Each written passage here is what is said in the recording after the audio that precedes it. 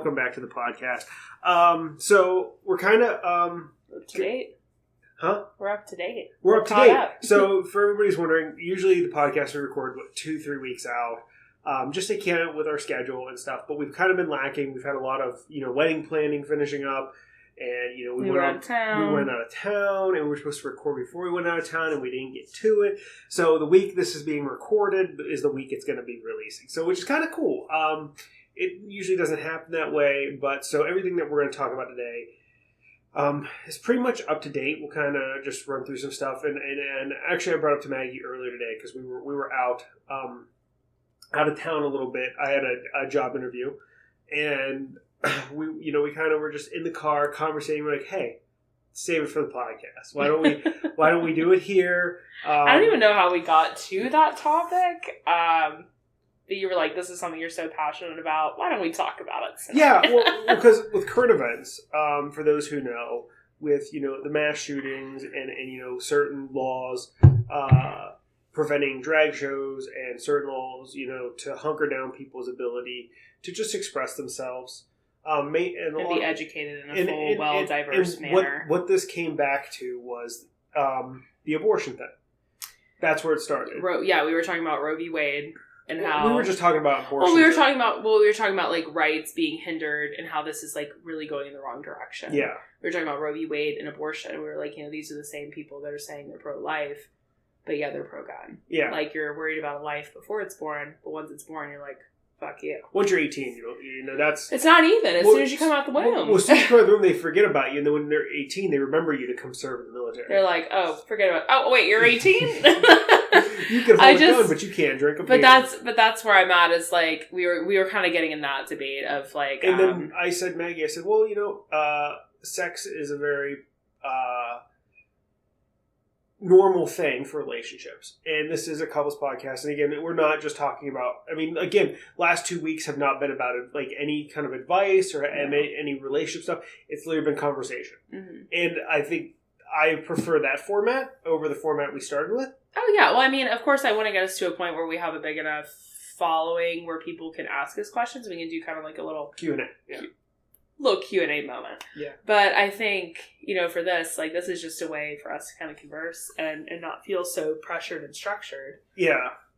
And kind of like, again, our opinions, in my opinion, our opinions mean diddly squat for the most part. I'm just a random guy in Pennsylvania. It's just like an ass. Everyone has one. Same with opinions. Everyone has one. Doesn't mean it's a good one. Yeah. It's everybody's like assholes. And it can stink. And it can stink, yeah. Yeah. And that's the truth. So like I said it wrong. You did. Not the only thing you've said wrong. I'll leave that one alone. But no, we've been having this conversation because things like this, especially, I grew up during a time that when I was growing up, I can remember things before they became Sorry about that. I'll cut it. You're okay. I remember things. I remember things before they were this crazy. There was a divide at one point, and it just, I don't know when it came from or where it came from and how it decided to spawn. But I remember where politics wasn't a thing growing up to me. We knew about it. We heard about it. Of course, sometimes your parents would watch the news or your grandparents or whatever the case may be. But people's personality and ideology and who they were was not directly linked to their political values. So the difference is we do have a little bit of an age gap, not a huge one. But I was in high school when Trump was elected in 2016. Yeah. I very much remember like that divide even in high school. Mm-hmm. I remember...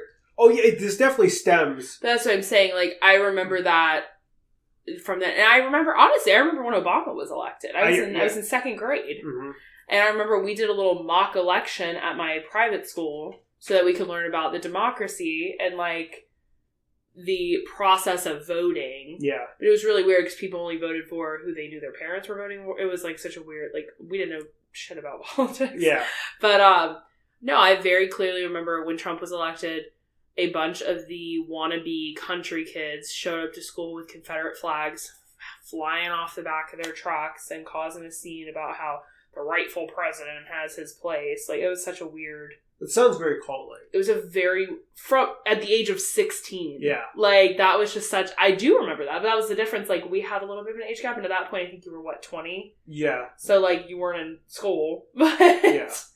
Yeah, I remember that very clearly. Yeah, it's so crazy to me because when I was in school, we would talk about politics. I mean, I did I think it was 6th grade, maybe. Mm-hmm. I had to do a paper on President George W. Bush at the time. And that was fine. But nobody was, nobody was fighting. Nobody was like, well, my parents are voting for him. My parents are voting. It was completely fine. Yeah. And then when even Obama ran, I remember that his opponent was John McCain, and everything was very respectful. John McCain was respectful. Former President Barack Obama was respectful, and it was completely fine. Yeah. Nobody was upset. And then I do remember, however, these on the news when on the White House or the Senate steps, the Senate steps, where one of the Republicans said our goal is to get him out of office in the next 4 years after he won. And I was like, so your goal is not to work with this man, it's just to make sure that he doesn't get reelected. Mm-hmm. Which seemed very selfish to me. Because and again, I don't care which side you line up on. I don't, and here's the reality. I don't care if you are a regular Republican, a conservative Republican, a MAGA Republican. I don't care. Be a good person. And a lot of these people who think they're good people are not. Mm-hmm. And that's not me trying to say, I'm better than you. Yeah. Because I don't think I'm a good person. I think nobody's a good person unless, you've cured disease or stuff. I think because you always have your faults. You know what I mean? Some people are just very self-centered. And you're a good person, but you don't have good traits. That's what I should say. Not everybody has good traits throughout. Everybody has their negative traits. Mm-hmm. You know what I mean? I have mine. You have yours. Everybody's got those traits that somebody else just is couldn't deal with that. But then they have their own negative traits. Mm-hmm. So not being a good person is wrong to say. I think most people are good people. They just have negative traits. And your negative trait and a lot of these people's negative traits have taken up their whole freaking personality. Yeah. And any time that you say, hey, that's not good, or that trait, not the best, now you're the enemy for some reason. Yeah. And that's where to kind of segue, this is our entire drive. We were talking about this. Mm-hmm. We were talking about the difference in class. We were talking about, drag queens. Yeah. I've never once met a drag queen that's molested a child. And I said to you, let's play devil's advocate here. Let's say there's 10. That's what I said. I said, hey, I've never heard of, drag queen molests young child. I've never read that article, never seen that headline in my 27 years on this planet. I said, but let's just say it's happened at least 10 times. Just at least. I don't think that's an accurate number, so don't quote me on that. The number's probably 0, but let's just say 10. Yeah. Just to give them get the people who's making that argument their foot in the door. Now, how many priests have raped children or molested children? That number's in the thousands. Yeah. The problem is I think the biggest thing is people don't want to accept that the world is interchanging. Mm-hmm. We are at a point, the fact that we were talking about books being banned. You were talking about books being banned about in Florida about Martin Luther King and Jackie Robinson. Jose Canseco. Yes, all of these important people in history. You were just closing kids off from learning the bigger picture.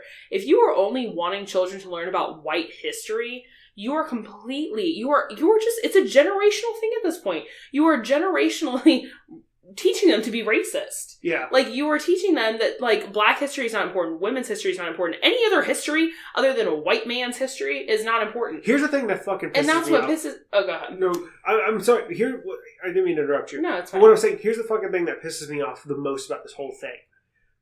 I don't believe in black history, don't believe in women's history, don't believe in Latino history, I believe it's history.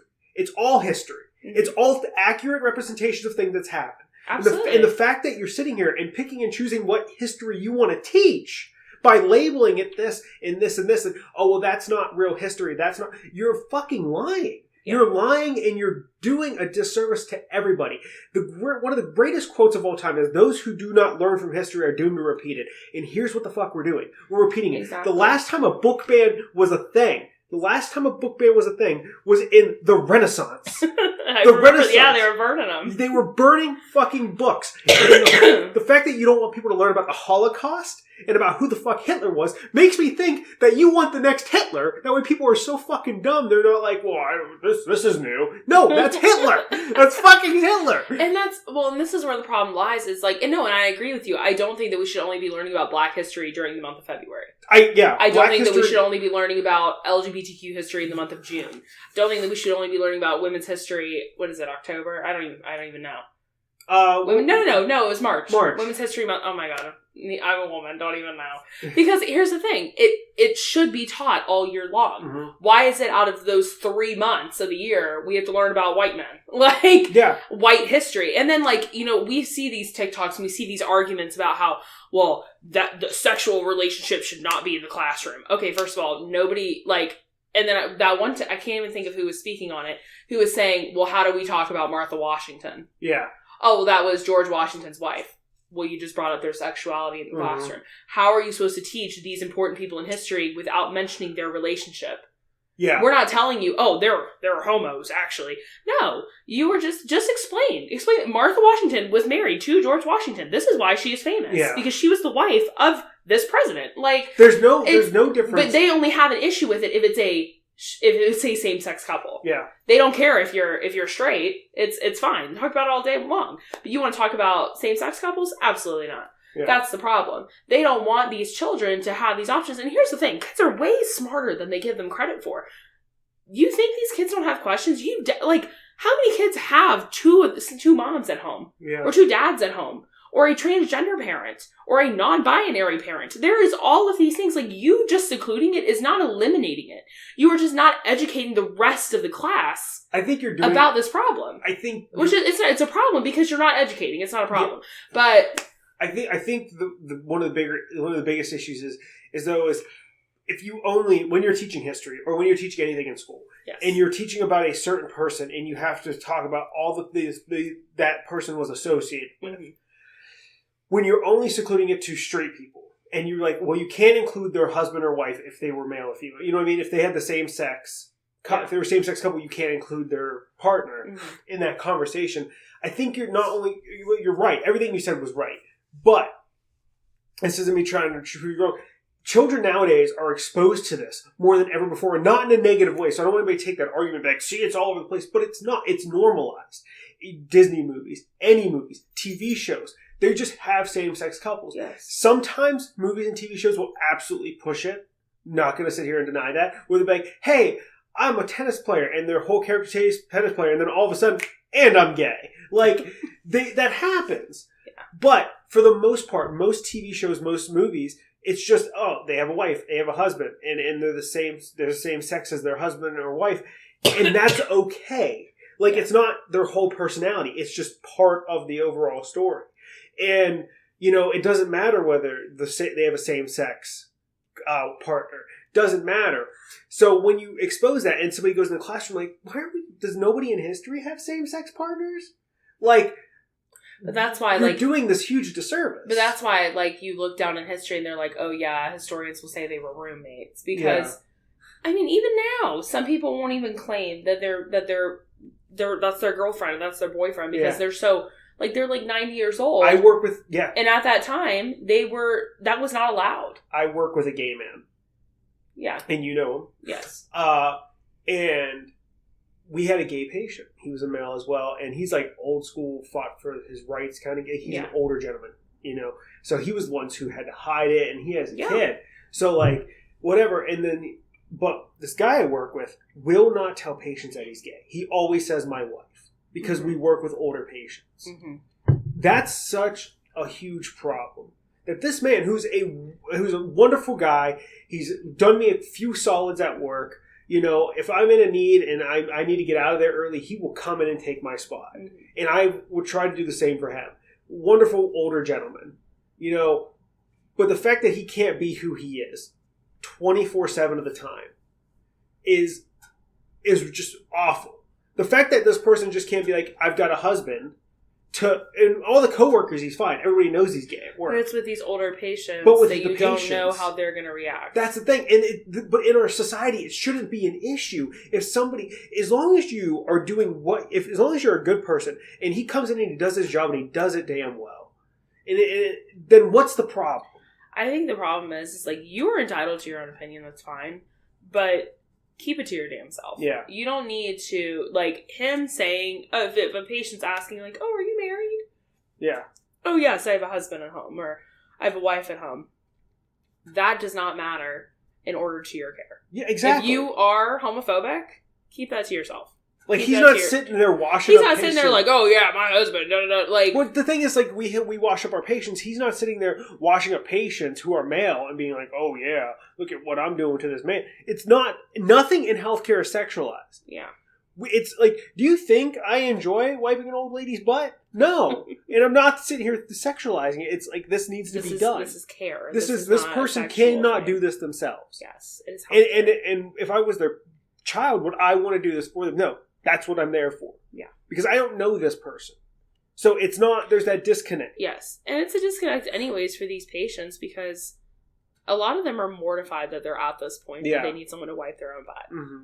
Like, they don't want you all up in their business. If anything, I've gotten sexually harassed by older women at the job. Oh my God, I guess, yes. Like, but that's what I'm saying. Like, no, there's not, I don't believe, and this could be wrong, but for the most part, I don't believe that a majority of healthcare workers make any of that sexualized. Because there are times doctors have done it, and there's been people caught.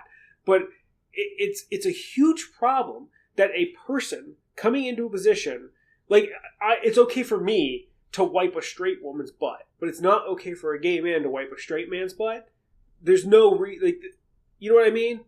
Yeah. Like, it's just because he's gay, it doesn't matter. Yeah, does not matter. Then I'm sure people can sit here and argue, well, you don't need to bring your relationships into your job. Well, if a patient's asking me, are you married? I'm going to answer, yes, I have a husband at home. Yeah. Because I do. I have a husband at home. But I'm not going to sit there and be like, well, actually, I'm bisexual, but I am marrying a man. Yeah. Like, no, like, because that's none of their business. Yeah, I'm answering the question. I have a husband at home. Yeah. But I'm not going to sit here and, like, play my whole life story out to you. Well, actually. Yeah. Like, no. Yeah, but the problem is that once he admits it to these people, then it becomes an issue. Yeah. Like, which it shouldn't be. And that's, to me, that's so crazy. And I feel so bad for him. Because I've noticed that when he's saying, it's like, hey, like, you don't tell the patient you're gay? And he's like, oh, no, I can't do that. He goes, I just don't want to make them at Fox News on their TV. Yeah, well, that's the thing. And that's the thing. But the problem is that we do get to know our patients and we do get to share stories because they're with us for a long period of time. Mm-hmm. So you get to know them. So like, you're like, oh, what'd you do this weekend? Oh, I redid my basement. And, oh, well, how would that go? And then you sit there and you talk to them as you're doing their vitals and getting them ready for the morning. So when he's got to sit here and say, oh, I did this with my wife over the weekend, he's lying. Like, he might have did those things, but the guy doesn't identify as a woman. So it's two gay men. Yeah. And they both identify as male. Yeah. So it's his husband. As far as I know, we only have one openly gay woman at my job. Like, I say openly because I don't know if anyone else is. But as far as I know, I don't think that's the case for her. But she's more in management now than she is. Mm-hmm. But I agree. But her and her wife have beautiful children. Yeah. And her wife has birthed all of them, and she's been there to support her throughout all of it. Mm-hmm. And, they're so sweet, and, like, they're the ones that will stand up for this shit. Like, when Roe v. Wade was overturned, she was like, well, just wait till my marriage isn't legal anymore. Well, like, that was supposed to be, I don't know if that ever went through with the Supreme Court, but that was supposed to be on the bill. One of the things that I really wanted to hit, as we talked about this, was, not only was it like these people can't be who they are, but there's a huge issue, and I want to agree. I want to agree. Here's what I'm going to say. I want to agree with the MAGA Republicans for a second. I want to agree and say, you're right. We shouldn't be teaching generalized sex and making sex or like people's relationships the predominant issue when in the classroom. Why do they need to know if they're straight? Why do they need to know if they're gay? Why do they know if they're, trans? I agree. I 100% agree with you. But why do they need to know they're straight? And how does that impact the impact they had on our history? That shouldn't matter. Their sexual orientation should not matter. What did they do? I hope and I pray, and this is coming from like when we first got together. My opinions have changed over the time with education and understanding, and I haven't been through like rehabilitation program. This is just pure from eye view and like facts being spoken. I hope and pray the person to cure cancer is a trans person, because I guarantee that they will fight and say that this person does not deserve to have a voice, even though they cured cancer. I fucking hope that's the case. Well, and then I hope they get cancer. Be like, no, that's medicine invented by a trans person. Well, and the problem is like, perfect example, when we were reading that article yesterday about the shooting in Nashville, and we saw that the shooter was transgender. Mm-hmm. Immediately where my head went is, they're going to have a fucking field day with this one. Because... like, oh, well, this is a transgender person. This is what they're trying to keep out of the classroom. Yeah. Which, look what this person went to this school. Yeah. They probably felt oppressed. Mm-hmm. It was a Christian school. Mm-hmm. They probably did feel oppressed. And is that warranted to go shoot up a school with innocent people? Absolutely not. No. But that's what I'm seeing is when that's included in the headline.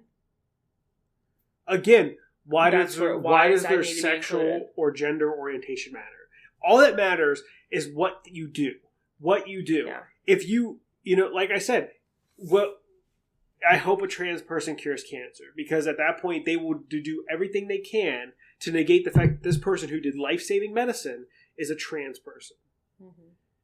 And the hypocrisy is, like I said, this person who shot up a school, awful thing that happened, for every reason that you want to, you can say, this person was not a good person, and what they did was disgusting. I will never disagree with you.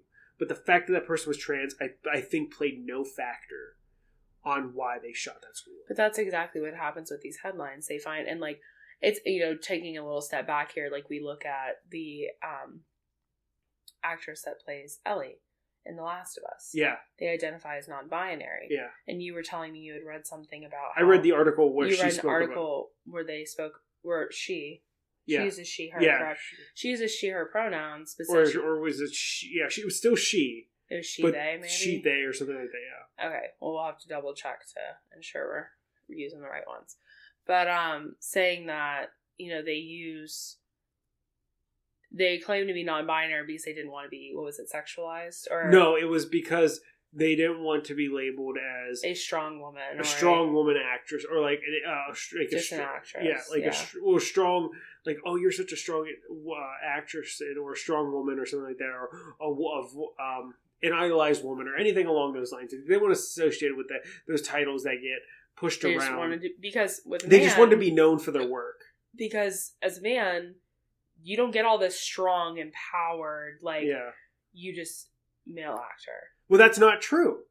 That's not absolutely true. It's not true entirely. If you're a strong white male actor, then you don't get that. But if you're a strong black Denzel, if you're a person of color, absolutely. Sam Jackson, that's a strong black actor right there. Mm-hmm. That's a black actor to be respected. Denzel Washington is looked at as like the idolized black man in Hollywood.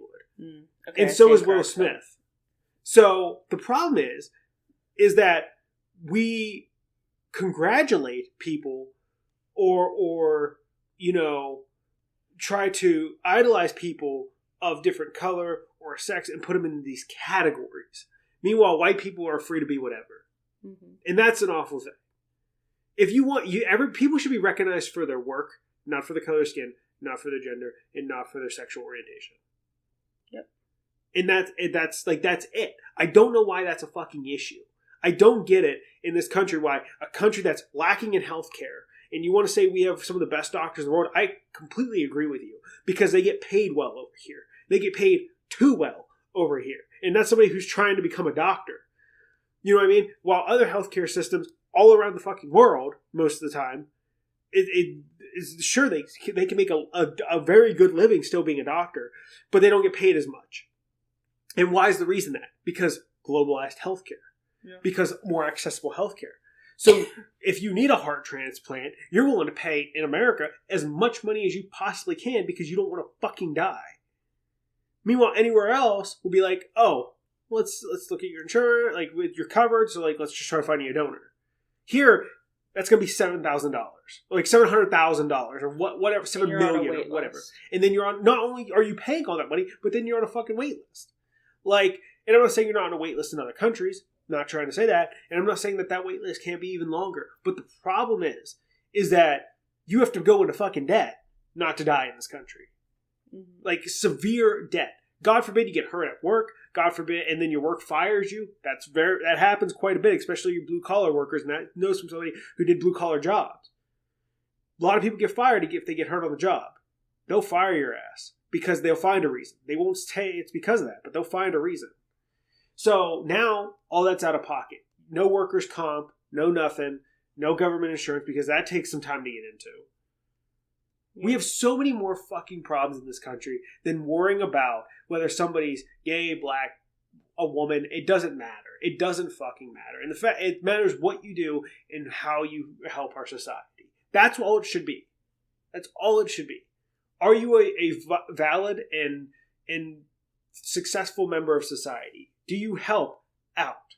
But no, we're more worried about that because fuck our healthcare, fuck the children, because we don't give a shit about children. We say that all the time. And we don't care if you're they don't want you educated in this country. Nope.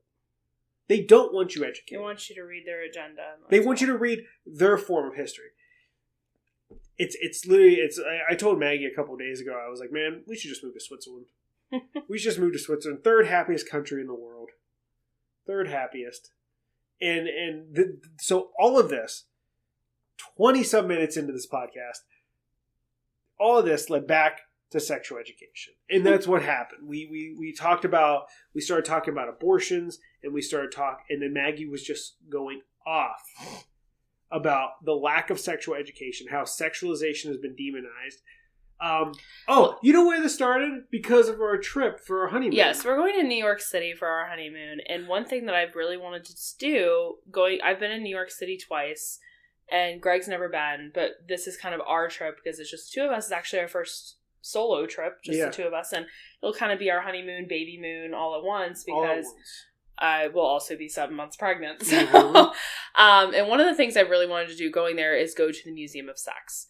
And yes, the Great Sex Museum of New York. Well, and the thing is like, and we were reading about it, about how it's, the entire purpose of it is it goes through the history of, it's not like you're walking around looking at porn, but it's just like... Not looking at porn, not looking at... No, it's going into, like, the history of how sex, I guess, like, in a way, became... Progressive into, like, media, normalcy, like... just sex in general. And I think the thing is like, that's one thing I'm very excited about. I'm very excited to go to this museum because I am very passionate about sexual health. And I think one of those things that really came from that is I grew up in the Bible Belt. Yep. In the South. I went to a Catholic school. I was in Catholic church. I was in youth group. I was in Sunday school. I did all of the little, good Catholic girl things. And one thing they teach you from a very young age is that you save yourself for marriage. You save yourself specifically for your husband.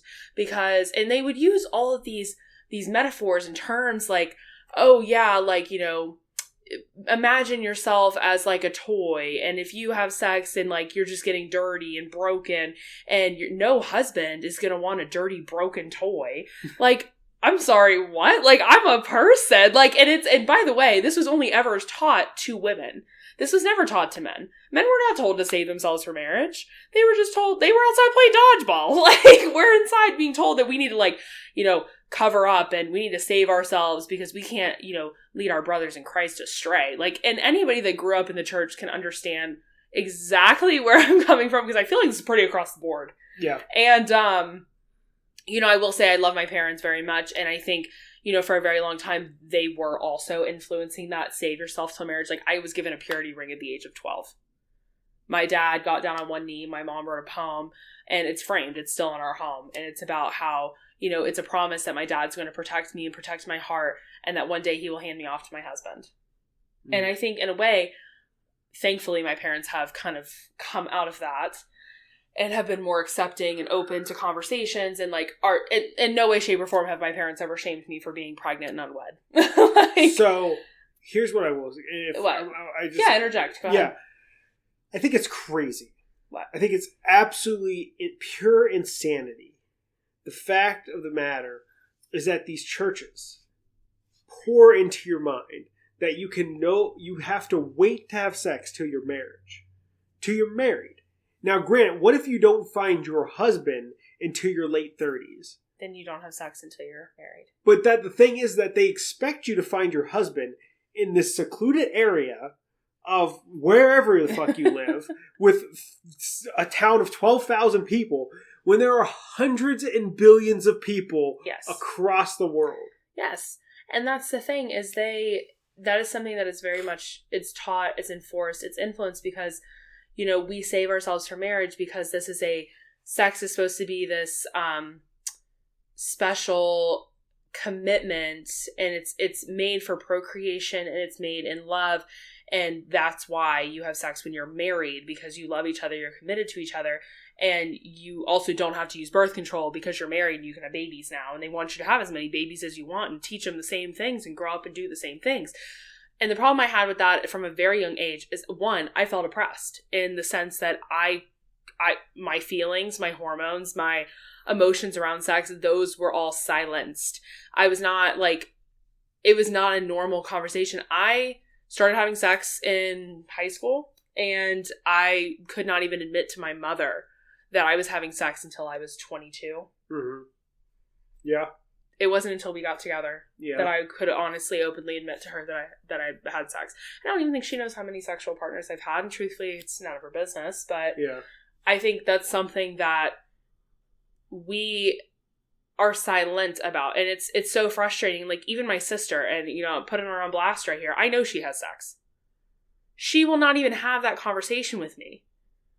She's still holding it to her grave that she has not had sex. And you know what? It's so frustrating because, girl, talk to me. Like, this is something we can talk about. I'm not going to push you. You don't want to talk about it, it's fine. But it's the fact of the matter is that it's okay to have sex. And that's something that, you know, we're having a little girl. And I've already explained to Greg, even if it wasn't a girl, if it was a boy, whatever, like, we are going to be very sex positive parents. Now, don't come at me right now and be like, I'm going to be teaching my infant about sex. That's absolutely not what I'm talking about. I'm talking about creating a healthy boundary around sex. You can have healthy boundaries and still educate your children on sexual health. Mm-hmm. I don't want our daughter going into this world being oblivious that there are STDs. You can get pregnant. Birth control options. The fact that sex is not just physical, it's also emotional. I don't want her going into this world believing that sex is a bad thing or that it's something she should be scared of, because sex is a beautiful thing. And it's beautiful when it's done right and with consent on both sides. Yeah. Well, another problem with sex in America is there is no education on sex. No. It's fear-mongering. It's, you're going to contract an STD or you're going to get pregnant and your life is over. And that's it. So your best thing to do is to not have it. Yeah. And granted, I can't argue with your logic. I can't argue that, yes, you can get pregnant and then now you have no chance to explore and you have this kid and whatever, but you made a mistake. You know, I'm not going to sit here and say that you have sex and you won't catch an STD. Very possible. Yeah. I'm not going to sit here and say that the best way to prevent any of that is to not have sex. 100%. 100%, if you have no sex, you will not have an STD and you won't get pregnant. Unless you're Virgin Mary, somehow, according to the Bible. Even though I don't believe that. So yes, your logic is sound, but we are talking about, hey, guess what? My logic is also sound as, guess what? If you have 0 guns in the country, nobody's going to get shot. Same fucking logic. Yeah. But you want to argue about the 0% chance that will ever happen. Yeah. So, what is your best case? Gun safety? That's sex education, gun education. limit the amount of people having sex by education, limit the amount of people who have guns because they're, fucking mentally ill. Okay, how do we, prevent women who made a mistake and trying to correct them? Let them choose. Give them the right to choose. Hey, how do we let somebody who might need a gun to defend themselves, who lives in a bad neighborhood, give them the right to own a firearm? But with limitations. Yeah. So it's yes, they are two widely different things, but the logic is still the same. Yeah. Yes, you can prevent everything from happening by just not doing it. I could never get in a car accident if I never drive my car. Yeah. And the truth is that children are having sex younger and younger because it is a hush-hush thing. And most of the time, these children that are having sex very young are the ones that are not being educated on sex. And they're going to explore and ask questions that they feel that they can't ask their parents. Mm-hmm. And the truth is, okay, I don't know about you with sex education, but for us, that reproductive education started in 5th grade. Mm-hmm. And the girls and boys got separated. I don't know what the hell the boys watched, but the girls watched about getting their period, what ovulation was, in a sense. It wasn't very in-depth. Yeah. That basically your egg drops, if it's not impregnate, the sperm never meets the egg, then you shed your uterine lining, which is your period. Then they give us a little pad and they send us on our merry way. And they tell us that if we ever need anything, come to the nurse's office. There was no sex education after that. Yeah. In high school, health class, we talked about STDs. They showed us a picture of herpes, and that was about it. For me, it was similar to where it's like sperm meets egg type of scenario. Mm-hmm. But no, I never really had a sex. I think my real awakening call. Me having the conversation with you. No, I think my real awakening call that men, especially men, are looked at as like they're just trying to have sex is when I was like, I don't know, like 14 maybe, mm-hmm. Or earlier. And I had this friend, and I actually had quite a few friends who were girls that would come over my house who lived in the neighborhood because I was the only house with a trampoline. So yes, was I being used for my trampoline? Absolutely. But anyways, the two girls across the street played video games. But like not video games that I played, but like games like a game called Monkey Ball or whatever, and I had never heard of it. It was like a hamster wheel. It was and you just roll through the course. Yeah. So I had my PlayStation upstairs, and I was like, oh, they were like, oh, we're done. Like, we're going to play Monkey Ball. And I'm like, oh, what's Monkey Ball? And they explained to me. I was like, oh, I have a PlayStation upstairs. So they went and grabbed their Monkey Ball game. And I took them into my room. And we all played Monkey Ball. And my dad said, hey, you can't take girls into your room. And I went, why? What do you mean? I was like, well, why? He goes, because it's looked at in a certain way. I was like, we're just playing. Like, I never just like. I literally looked at it so like because You saw it innocently because it was innocent. I wasn't like I'm trying to have sex with these girls. I was like, we're just playing. I wanted friends. That's all it was. I just wanted people. I was the only child who had limited amount of friends at the time. I just wanted friends. I'm just trying to play Monkey Ball right now. Like, was I attracted to girls? Yes. Did I like girls? Yes. But like at the time, that wasn't on my mind. Yeah. Of like, how can I seduce these girls? So my question is. What kind of talk did your parents give you? My mom never gave me a talk. My dad's was very vague. Very vague. I would expect it to be. Very vague. And basically it was like, don't touch yourself. Like at the end of it was like, just don't touch yourself. But see, that's another thing. Why is it And don't let anybody else touch you. Why is Like, that was it. So like, I was supposed to wear like a chastity belt. Well, so here's my question. And never hold it while I pee. But here's the thing. Why is it shameful to explore your own body? I'm not saying that we need to sit here and have a conversation with our daughter and be like, yeah, here's how you do that. That'd be weird. I'm saying, like, but not to shame them for having that. I mean, children start exploring their body parts as early as 1. Yeah. Like, children touch themselves in the bath. Mm-hmm. And you have to explain, like, that's something you do by yourself. Like, that's something you do in privacy, and, like, you wash your hands, and, like, they don't know any different. But, like, you have to explain, like, we don't touch ourselves in public. That's something we do in private. Yeah. But, like, for me, my talk, I remember this very vividly. I was 9. Wow, what an age. Well, I got my period by 11. Yeah. So, I mean, I was already developing boobs at 9. Mm-hmm. So, like, I had that talk with my mom. We went to the Swan Lake, which is that big lake in Sumter. Okay.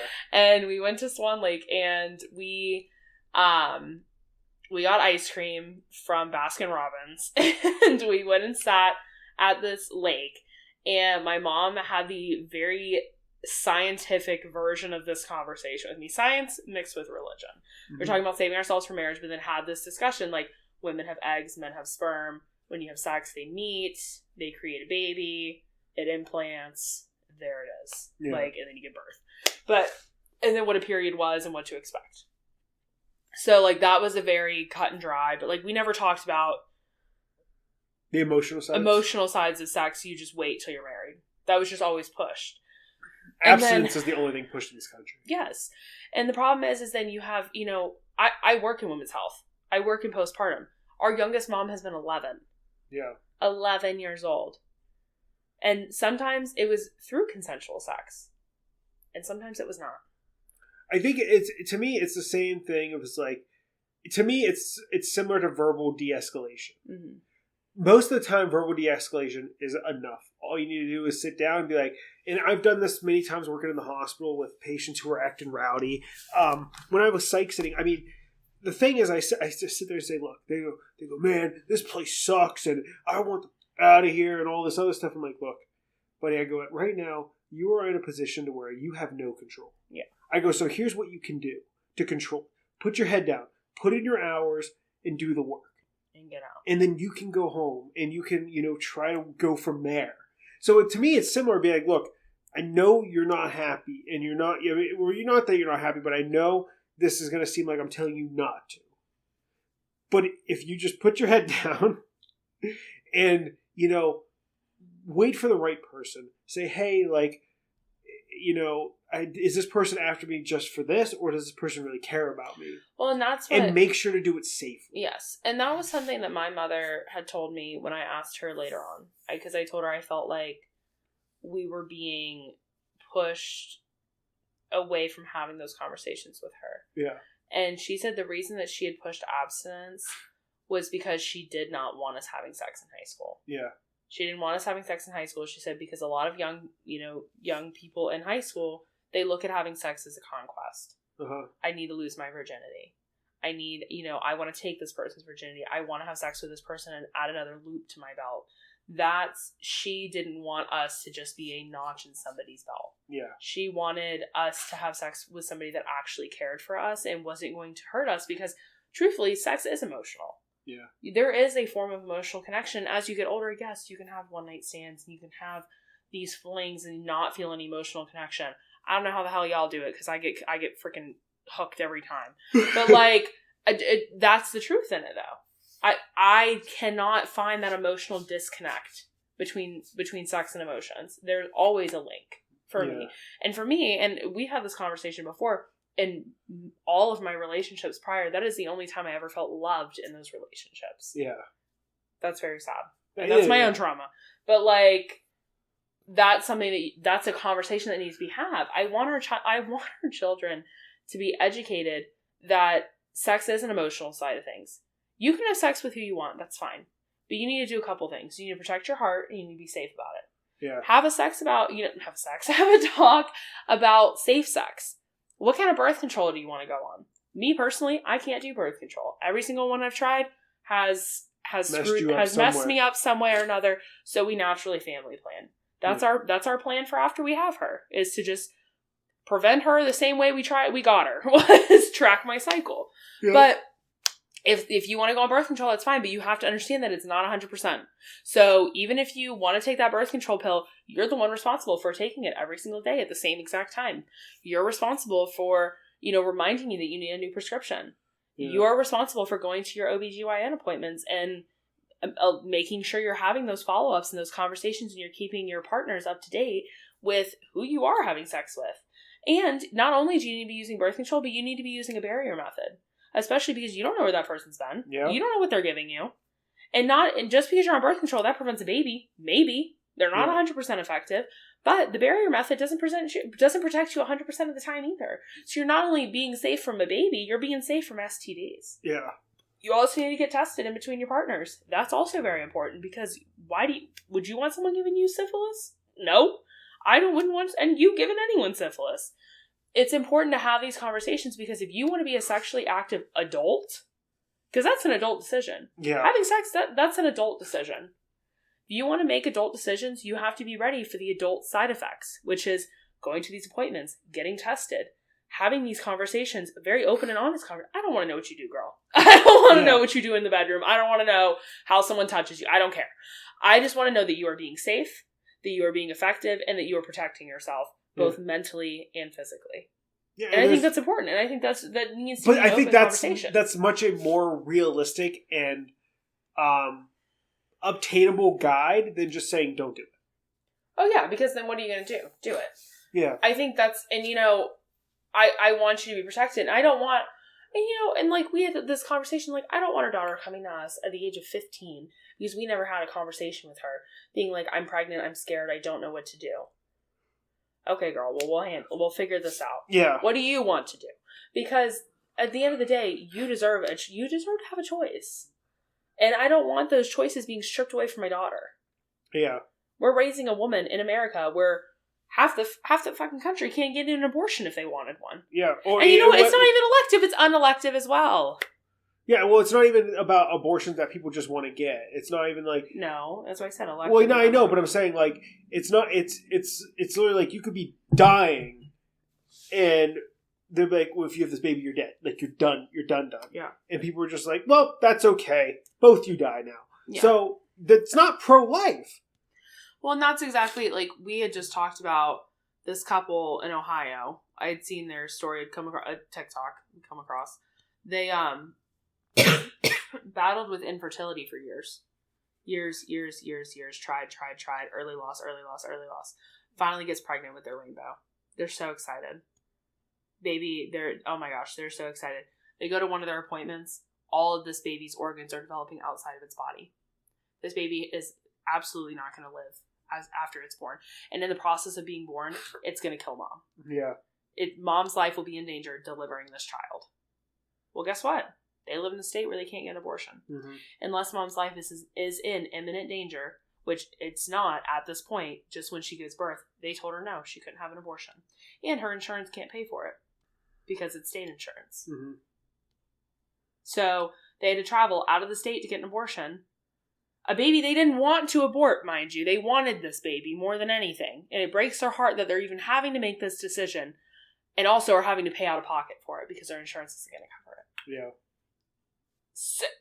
No, that's awful because it's 100% guaranteed this baby's not going to live.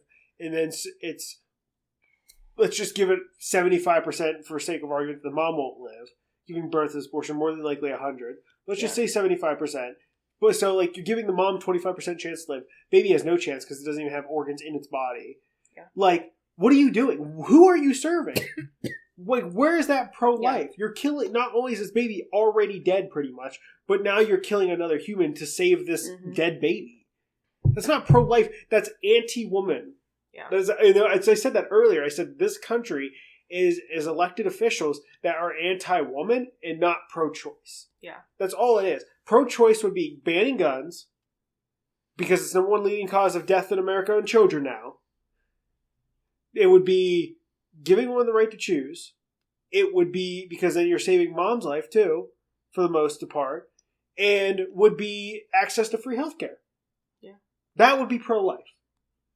But no. Pro-life to them is save the unborn baby. But if you don't want that baby, put it up for adoption. But I'm not taking that baby. Well, that's the other thing that makes me sad is you look at these clinics where women are literally just trying to go in for like a freaking mammogram. But then they're being screamed at that they're murderers for some reason. Yeah. Or they are going in there because they did find out they're pregnant from God knows what, by the way. You don't know if they were consensually having sex or they were raped by a fucking family member. And they're going into this clinic because they don't even know if they're pregnant. And you're screaming at them that they're fucking murderers. Get out of my face. Or, we'll adopt your baby. Hold on, mama. We'll adopt him. Okay, here's the paper. No, not me. Someone will, though. Like, get out of my face. Or, we were talking about the clinics. Yeah. There was which this still to this day makes me so angry. There is this free women's clinic near our home. And, they offer, you come in, you get a free pregnancy test. If it's positive, they offer you counseling for both, couples or single or just men's or just women's, like whatever.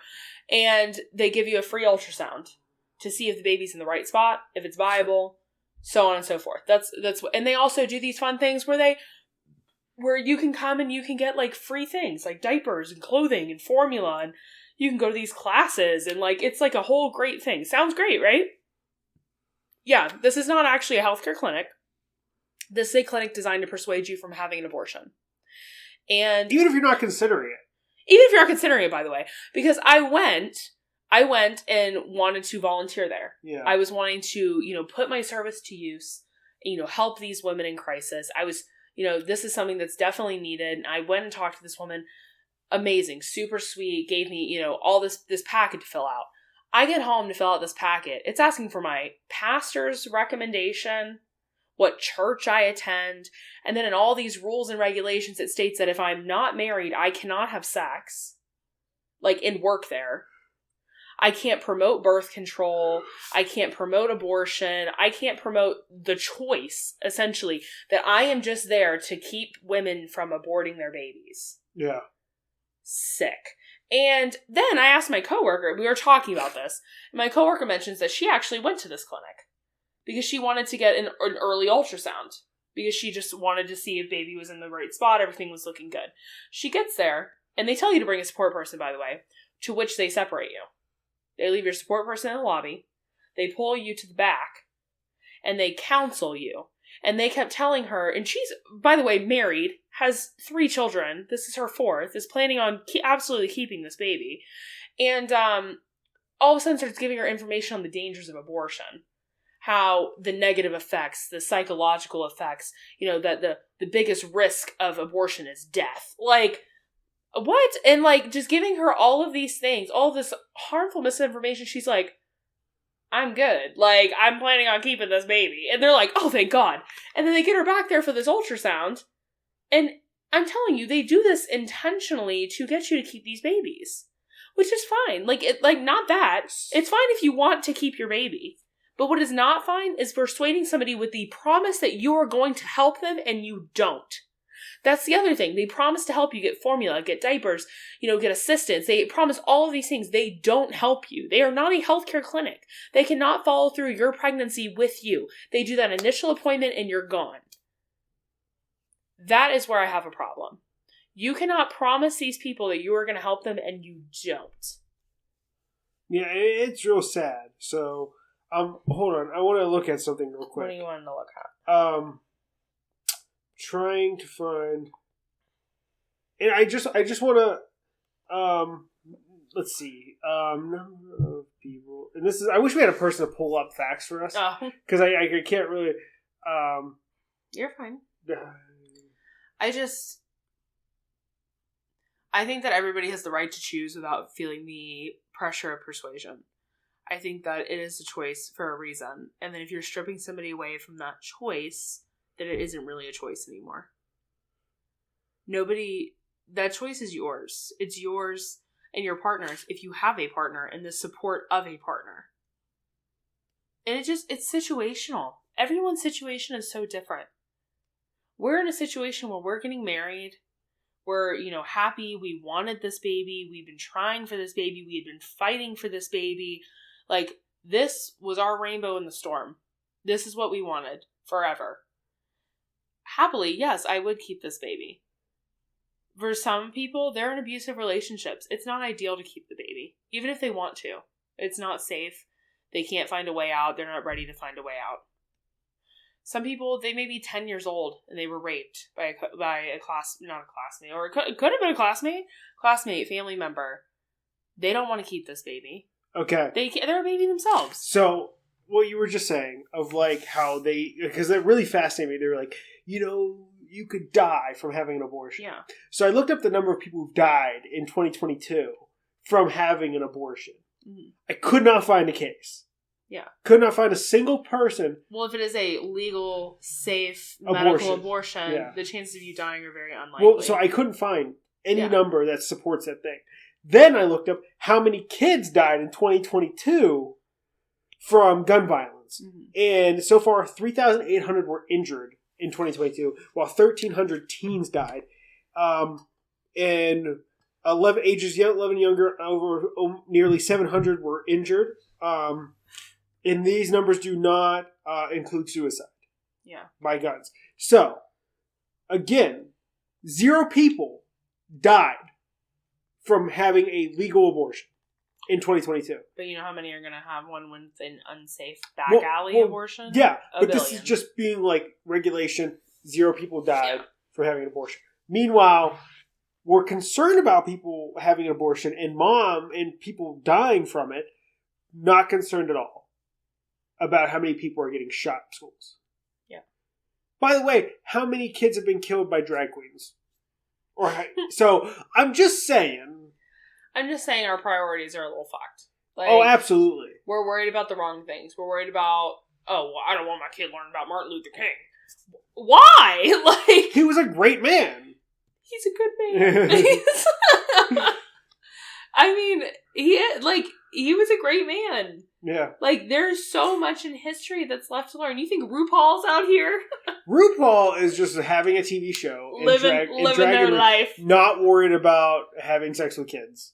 We're worried about the wrong thing. So the thing is, to end on this note, drag queens, trans people, gay people, straight white people, straight black people, vice versa, extend all the cards. Having these people be known that they are out there, living their lives, and doing the best they can for themselves is only creating a variety of role models for children to look up to as they grow and find out who they are. Mm-hmm. So if a kid's feeling, oh my God, I'm a boy, but I don't feel like a boy and I feel like a girl, or a boy who's just like, you know what, I want to express myself in a certain way, and they look at somebody in RuPaul and go, oh my God, that's amazing, and that's how I would love to express myself. I want to be a drag queen. Yeah. Like, and we've seen videos online of, like, little kids who's like, that looks like you, Daddy, and, like, and their dad's, like, a Latino man, and they're watching, Encanto, or whatever it's called. It's representation. Just just showing that there's a variety of people from different backgrounds, and you see the joy on the child's face when they see somebody that looks like them or from their culture or represents something that's around them. What you're doing is you're shutting out so all that these children have to look up to are straight white men. Yeah. Fucking insane. Yeah. Fucking insane. No, we need to do better. Do better. Do better, America. Do better. This is supposed to be land of the free, home of the brave. I'm feeling not free and not brave. So I think a lot of people are feeling a lot braver. I'll be honest with you, because this is, and I hate to say this, but either one, this country's going to go down in the toilet, or it's going to be revolution, baby. There's going to be something. There's something. I give it 10 years, and there's some drastic change going to happen.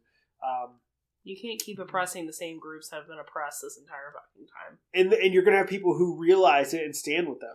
But here's the problem. Like, why? What is the problem with liberating these groups? Yeah. And lastly, if you want to argue that the guns are for military, and if you want to argue that you have your gun in case the military decides to invade, go watch Neil Brennan's stand-up special on Netflix and tell me what you think after that. Because I think that pretty much sums it up. I have a drone. Yeah, I have a drone. Not sure if this is fair or not. Oh, they're all started, and they're dead. All right, go watch that. Like, that sums up a perfect argument for that argument. Like, It's in the amendments, which is fine, but let's respect all of the amendments. We want to focus on just the one? No, babe. Yeah. Let's look at all of them. All of them. Like, let's actually look at the 10 Commandments while we're at it. Make it make sense. I just can't. I'm just blown. I'm baffled. My mind. I used to worry so much about this stuff, and I think it's okay to have. I feel like us having a conversation about it's good to express the anger that we do feel within inside ourselves, because we know there's nothing that we can really do. We can vote. We can attend, committees and stuff like that. But at the end of the day, we don't make the decisions. Yeah. Those are the people in power. And the fact that some of these decisions are made by the Congress and Senate voting on the people we elect, nothing's going to change. That's smart, babes. Like, that's like, if you really have a passionate thing, please go vote. Not even, as you can see right now, what's going on with Senate and the Congress, like, not even just don't vote for just presidents. Do your local elections, your local representatives. These are people who are going to speak to you. I actually, as a card-carrying member of the AARP, with the whole welfare thing, I actually wrote for AARP our representative here in our state, our senator, and I wrote him about how I disagree with the drawbacks on welfare and Social Security for older people, and he wrote me back. His office wrote me back, and I, thank you for sharing your thoughts with me. Please do not hesitate to contact me. And it was like, this was pretty cool for me. That was like, he's seen my letter, he read my letter, but at the same time, I mean, does he really care? Probably not. But I mean, it's important I think if you put in somebody's face enough, they're going to have to look at it. And if you have 1,000 people every day writing your senators and your representatives and all these people, and you're just putting it in their face, they're going to have no choice but to either, one, stand up for you, be like, well, shit, I'm going to lose next time. Or address it. Yeah, you have to address it, or their shit's off. So you have to force these people. Hey, you have to play the dirty game. I'm sorry. You have to either, one, get them to change their opinion on the majority. You have to their opinion from the majority, because their opinion might be 100% against the majority. So write them, tell them what you think. Be respectful. Do not stoop to the level they stoop to. Be respectful. Let them know. Put it in their face. And either, one, they're going to have to make some changes that represents the district and the counties in the states that they're representing, or two, you're gonna have to vote against them in the next election. Simple as that. Simple as that. All right. I think that wraps up tonight. What an episode. I can go on, but I think it's good to wrap it up. I think this might be the longest one we've ever done. Yeah, we bounced around, but we did, and because I think just like most Americans nowadays, we're just frustrated.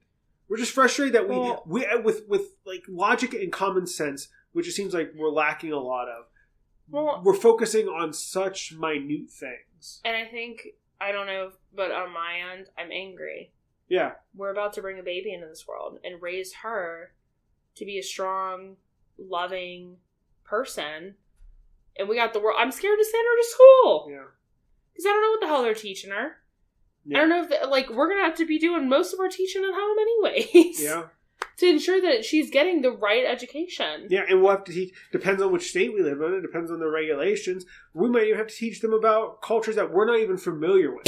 Absolutely. And you know what? That's fine. Yeah. Because I'm not going to raise an uneducated child. Yeah, and that's the problem, is a lot of people are Facebook educated nowadays, and you stay within your group, and you only get your news sources and your resources and your understanding from that group only. Yeah. And you don't expand your knowledge, and that only hinders your ability to make thoughtful and respectful and logical arguments. I mean, I will say, we're now in the generation where Gen Z is starting to have children. Yeah. Gen Z's having kids. These kids are going to be educated. Yeah. So we can only hope. Fingers crossed. We can only hope this country gets better and things start to make a turnaround. I just don't see it anytime soon. Yeah. So I can agree with that. All right. Well, thank you guys for listening to us just rant for the last hour. You guys can follow us for Ready Not Podcast on most social media platforms. You can find the podcast on pretty much every social media platform or every podcasting platform that you want to. You can follow Maggie's TikTok page that might not be up much longer due to the ban on TikTok. At ttc.baby.w. And you can follow me on Twitch at Half Gallon. I stream every Sunday usually. A lot of fun there. A lot of fun we've been having on the stream. Usually been playing Madden recently, which has been a lot of fun. But, I'm happy, and I know no repercussions for what we talked about. So let's just call it out of here. See you guys. Talk to you next time.